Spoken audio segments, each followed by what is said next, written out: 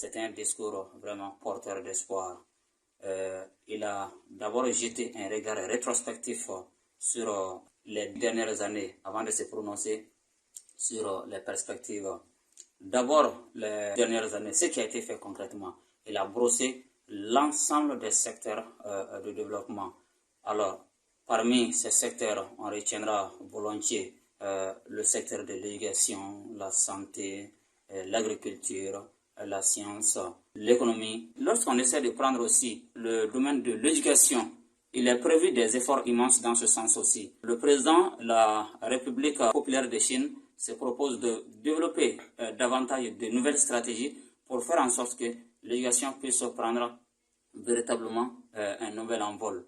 L'éducation pour tous, faire en sorte qu'il y ait beaucoup plus d'action dans ce sens. Je fais beaucoup confiance à la Chine parce que simplement, tout ce que la Chine a décidé par le passé, toutes ces actions-là ont été concrétisées, mises en œuvre.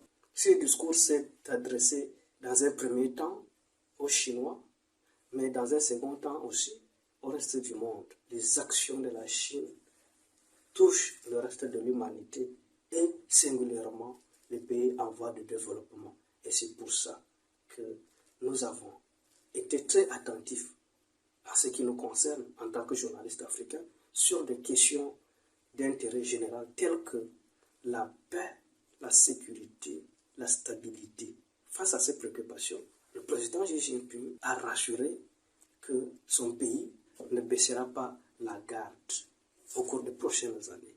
La Chine se mettra aux côtés des pays en voie de développement pour leur apporter l'assistance nécessaire.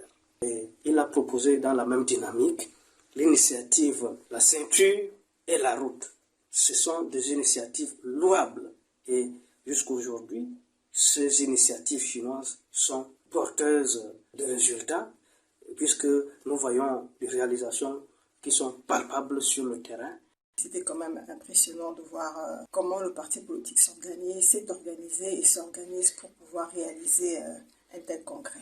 Le président Xi Jinping a parlé de promouvoir la paix dans le monde. La Chine, elle est contre l'hégémonisme, elle est contre la politique du plus fort, elle est contre la politique de deux poids deux mesures.